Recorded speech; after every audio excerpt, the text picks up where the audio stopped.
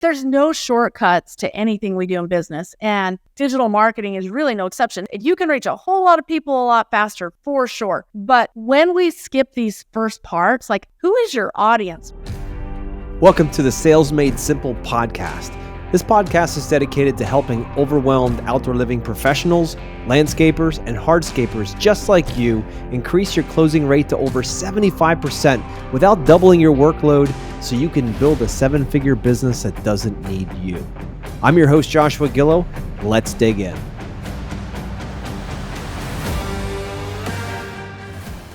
Hello, everybody, and welcome back to the Sales Made Simple podcast. This is your host, Joshua Gillow, and I have Eric Sprague and Katie Harris back on here. They wrote the book, The Road to Seven Figures, and we've been discussing that over the last few weeks. And today, our goal is to jump much deeper into Meta, because Meta is this kind of crazy universe where you can spend a lot of money and get nothing or a ton of crappy leads, and we want to demystify some of that. So we're going to dive deep into and figure out how to stop wasting money in Meta and learn a secret that's going to help you better invest in Meta.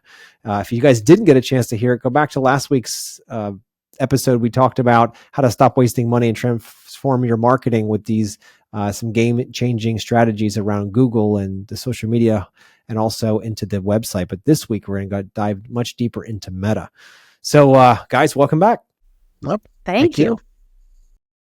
Absolutely. I love all the nuggets that you're dropping on us from your years and years of experience in this world. And, you know, so many of us in business are just trying to figure out how to get good quality leads in the front door and how to build our business and scale and all that stuff.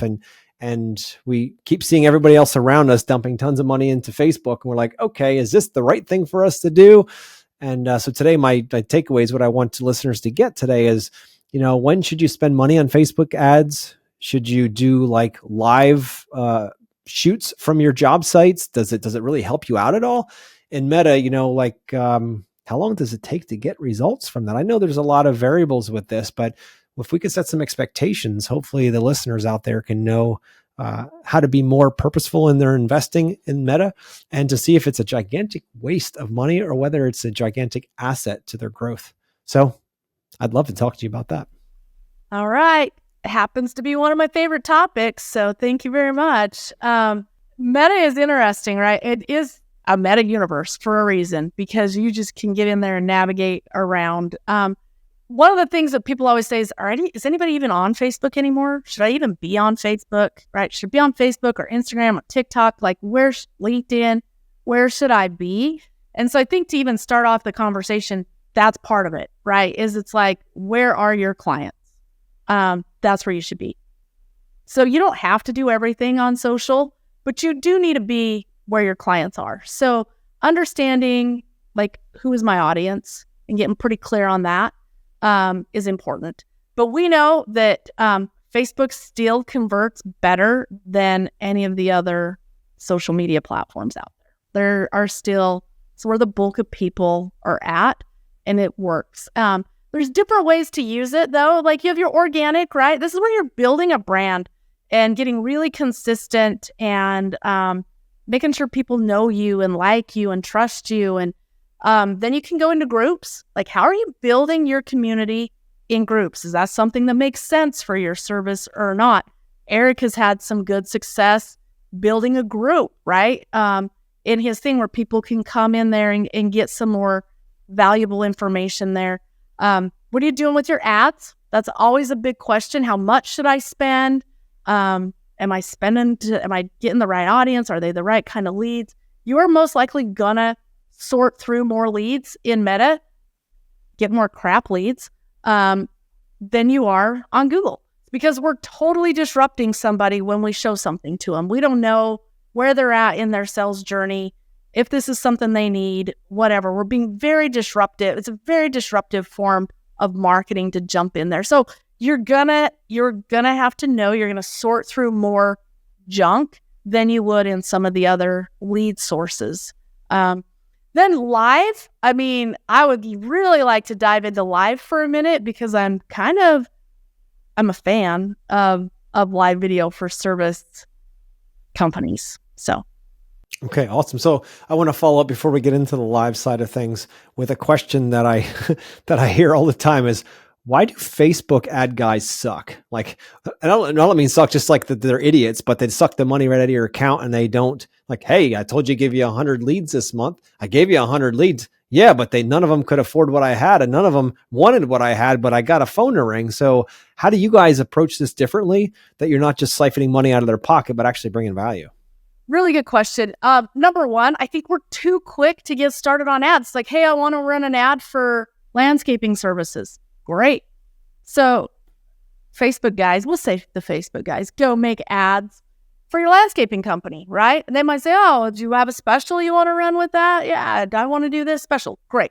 And then they go run it. Well, we've missed the whole point, right? We've missed the whole point.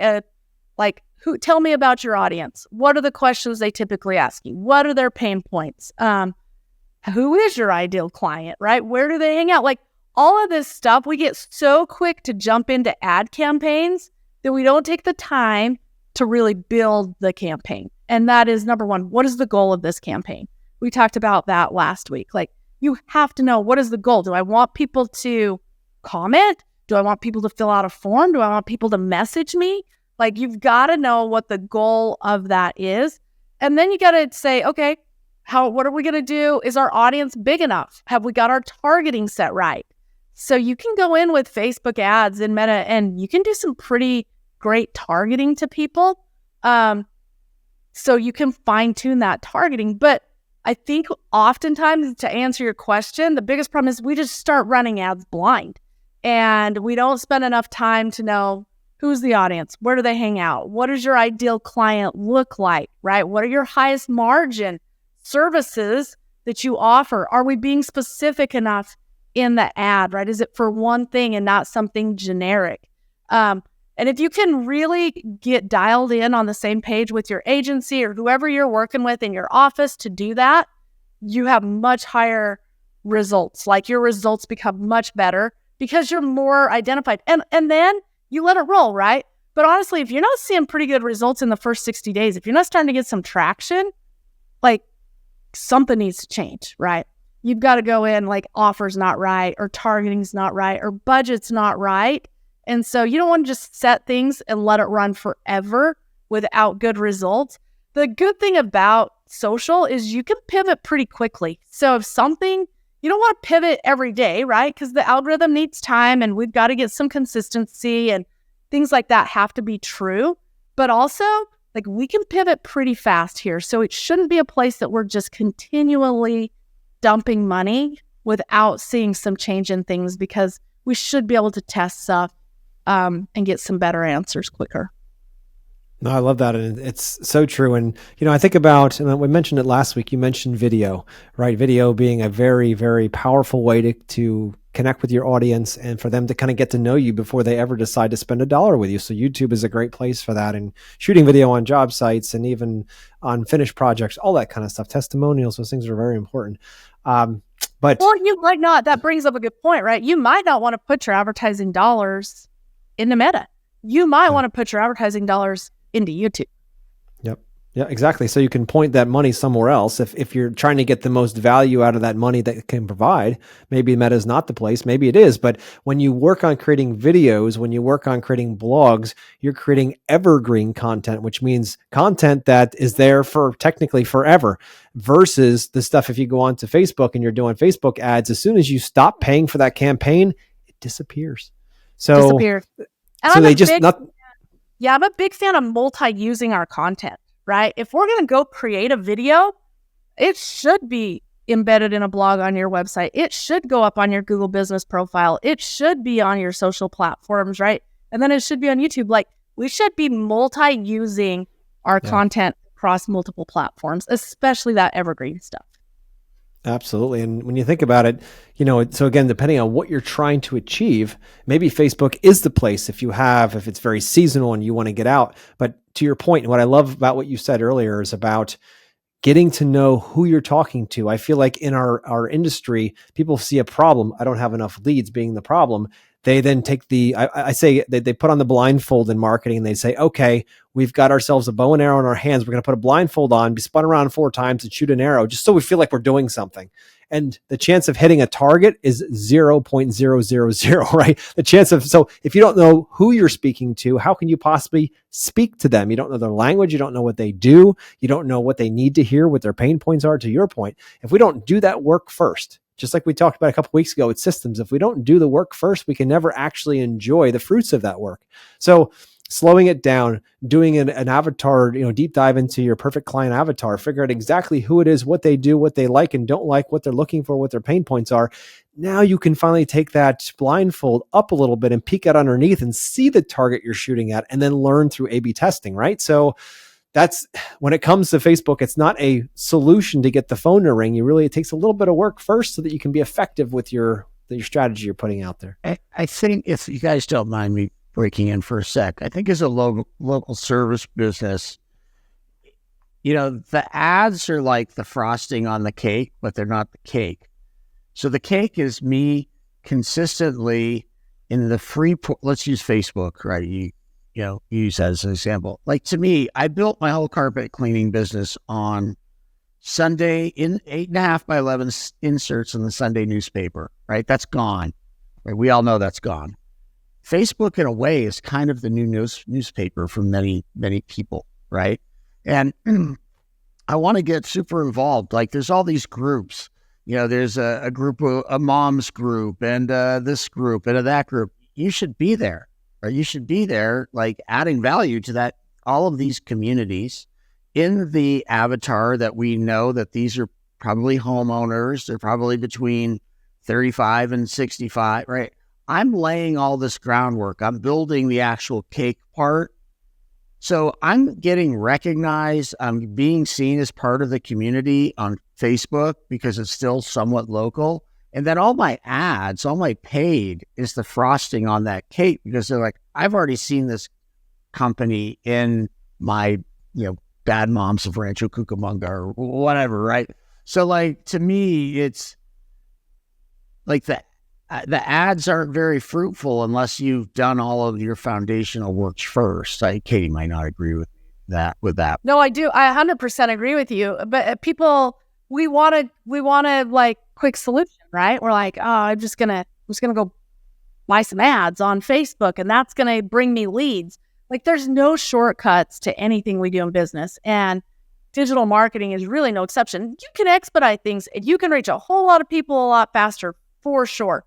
But when we skip these first parts, like, hey, what does your brand voice sound like? Who is your audience? What are their main pain points? Where do they hang out? If you skip all that, then it's like you said, Josh, you're just shooting arrows hoping they hit. My background is in journalism, right? And so I used to work for newspapers, and you're just like, it's like throwing spaghetti on the wall. You're like, you hope you hit the right person at the right time. You don't have to do that with digital. Like, you can be out there building something pretty profound, but it's not a silver bullet to just throw an ad up and think that that's going to make your phone ring. Yeah, exactly. So take us, let's transition over to lives. It sounded like you were excited about lives. So I'd love to hear how lives can help us. Katie hates doing lives, by the way. First of all, let me just give a disclaimer. I will give a disclaimer. I always give this disclaimer whenever I say this. Like, 100% do what I say and not what I do, because I am such a chicken I suck at lives. I don't know why. I speak at events, I get on podcasts, Eric's laughing at me because he knows how true this is, and I know they work. I see them work, right? But I have issues. So do what I do. This is good advice. Just, I'm being a little bit of a hypocrite in it. So, and I'm going to do better. Eric's going to help me do better at this. And I'm going to help. Here's the deal. We've already talked about how Facebook is disruptive, right? Well, it can be disruptive in a very good way. And that's what live does. Every time you go live, your audience gets a notification that's like, hey, Eric Sprague with Road to Seven Figures is live right now. That's awesome. Like, our phone is in our hand all the time. If we had a way to just like tell everybody, hey, don't forget about me. Here I am. That's what live does for you, right? It goes out and says that. I have a client who, this is so smart of him. It's so cool. He does Taco Tuesdays. He goes live with Taco Tuesdays every Tuesday. He's a restoration client, owns a restoration company. But what he does is every Tuesday, he's going somewhere in town and he's buying tacos. And then he's going somewhere else in town and he's sitting down with somebody and he's having a conversation. So every Tuesday, I know sometime between 11:30 and 1:30, I'm going to get a thing that says Kenyon Martin is live right now, right? I go watch it because I'm like, where's he at? Who's he talking to? What tacos is he eating this week? And he just goes to local businesses that he wants to have partnerships with, or that he's trying to build good alliances with, or that he wants to connect with their audiences, right? He's like, hey, your audience looks like who I would really like to do business with. So he goes and sits down and he says, hey, let me introduce you to my audience. And they sit there and they eat tacos and they talk about whatever they talk about for however long they talk. And it consistently happens every week and it works. Like, you remember him, that's true. For him, he doesn't have to decide what am I going to go live with because it's kind of pre-planned. He has to decide where am I going, who am I going to sit down with. That can be very, very strategic, right? Or else, if he doesn't have anybody to sit down with, he'll be like, hey, Kenyon Martin with Restore Right. I'm going live today because I want to talk to you about the 3 things that caused the most damage in people's homes last week.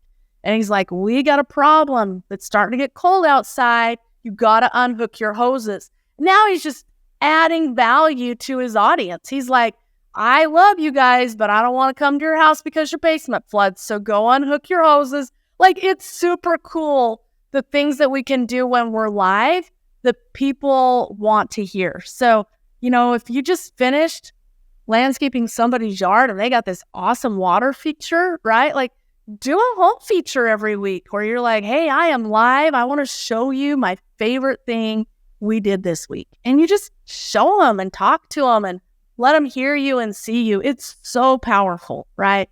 It's super powerful. The other thing I love about going live to somebody's property, for example, is, maybe you're working with a hotel or a city or some very influential person.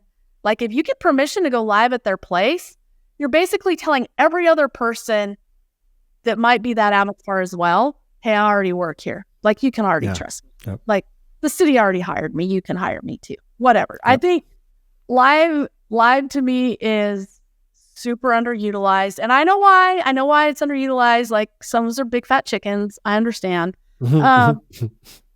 But it works. It's powerful. And the beautiful thing is then you're done. Go live and you're done. You don't have to edit video. You don't have any more time in it. You're done. And if it sucks, you can delete it. So it doesn't have to. Exactly. I know I had a lot of head trash around that when I first started doing lives, because it was like, I'm talking to a phone. So it's, when you're having a conversation, you can read, social clues, you can see facial, you can see all body language. Like, it kind of helps you with the conversation. But when you're talking to a device and you're looking out and then all of a sudden there's distractions and thumbs and all this stuff going on, and it's like, it can be a real trip. Right. So what I like to focus on when I'm doing a live is focus on just one person. Just visualize the person that you want to be helping right now. And that's the person you're talking, one person, not 5,000, all that. No, one person. And just say, you know what? I hope this lands on one person's heart today and it helps them. That's it. And you're speaking to them, because if not, you're speaking to a glass box, right? And that could put you in another a better frame mentally in order to be speaking like that to people.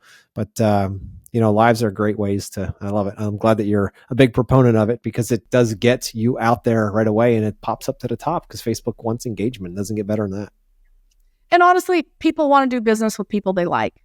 That's just the truth. People want to do business with people they like. And in the book, we talk a lot about digital marketing, but we talk a lot about like referral marketing too. And Eric and Larry are so good at referral marketing. It all comes down to people want to do business with people they like. And hey, you can't necessarily get to every single person every single day, but your reach gets really, really big when you use tools like Facebook Live. Well, Yep. Yeah. So when it comes to results, how long should it take on Meta to get results? I know you mentioned earlier within 60 days we should have something happening, or we're doing something wrong, or need to re-strategize. So quickly, how long should we be thinking for Meta as a good rule of thumb?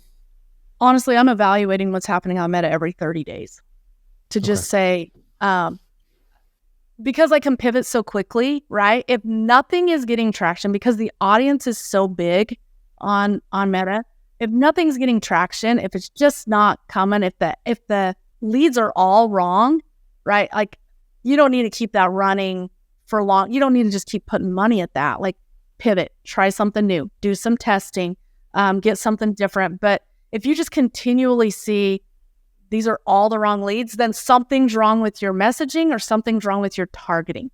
So you've got to dial in the messaging and the targeting, and there's no reason to let something sit out there for too long in that case. Got it. Okay. It's good to know. So guys, I've appreciated you here over the last couple of weeks here with these different episodes. I appreciate how much value you've poured out. Hopefully the listeners, got a lot from this. I know I certainly do. Every single time I do one of these podcasts, I learn something. That's one of the benefits of, doing this. So tell us a little bit more about the book. I know we've been hinting at it through the last couple of weeks. Tell us about the book, what people can get in that book if they read it, like what's in there, and also where they can find it. Well, they can find it on Amazon. It's on Amazon, and they can also find it at, well, that's really the only place, isn't it, Katie? Amazon. Gosh, we're like a week away from launching the book publicly. Oh, got it. Okay.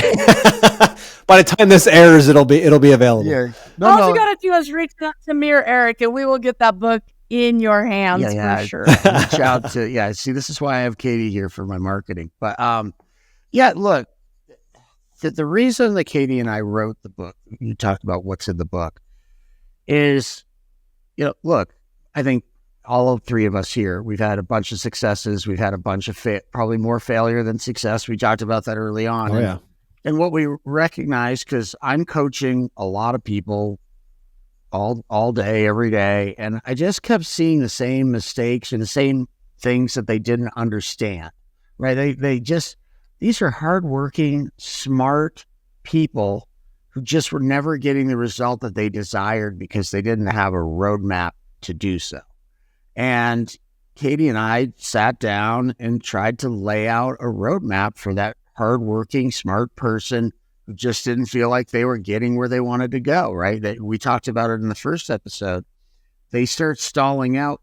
They start stalling out when they run out of them, right? Yeah. We're in home services. You're not going to get to $1 million by yourself, probably. I've never heard of anybody doing that, right? So what we try to do is lay out a roadmap for, these are the habits, the rituals, the behaviors that you need. These are the skills that you need to learn. And then we start working through, then you have to systematize your business, and you have to learn how to hire people.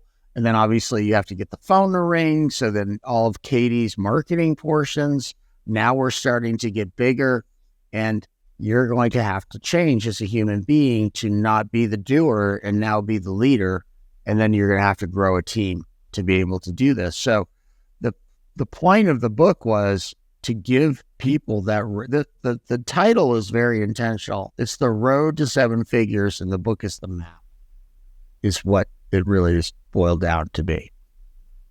I love it. Katie, yeah, I'm sure that's great. It's great stuff to act. I just feel super blessed that Eric let me kind of come along for the ride on his book, because there's a lot of heart and soul that he put into it. And that first chapter, honestly, if all you do is you get that book and you read the first chapter, it will change you as a business owner. He does such a good job of laying out his journey. And I think it's super vulnerable. I think it's very real. I think it's something that makes all the difference, right? So all you do is read the first chapter. That book is going to change your business and put you on a path. But it's fun I've spent the last 12 years working with businesses and kind of having a front row to their success, to their struggles. And it's interesting. We all have the same ones. I don't care what your industry is. but we all have them. And as your business grows, you still have the same challenges. You just have them on a different scale. But if you have this map and you can kind of lay this out and follow it, you're going to get where you want to be. You're going to get where you want to be. I love it. Well, guys, thank you for coming on for the last few weeks here and sharing your story, sharing your gifts, and sharing all the information. Listeners out there, go to Amazon and grab a copy, The Road to Seven Figures. I loved it. They sent me a copy early. I had a chance to look through it. Just such good stuff. They barely scratched the surface in these last few weeks of what's in this book. So, guys, great job. Thank you for your give back to the industry. And I wish you nothing but the best here as you move forward. Thank you. Pleasure Thanks, to be here. Appreciate you having us on. Absolutely. All right, listeners, I hope you took lots of notes and have lots of good stuff to take back to your business to start implementing. And we'll be back with you next week with some more value. Thanks.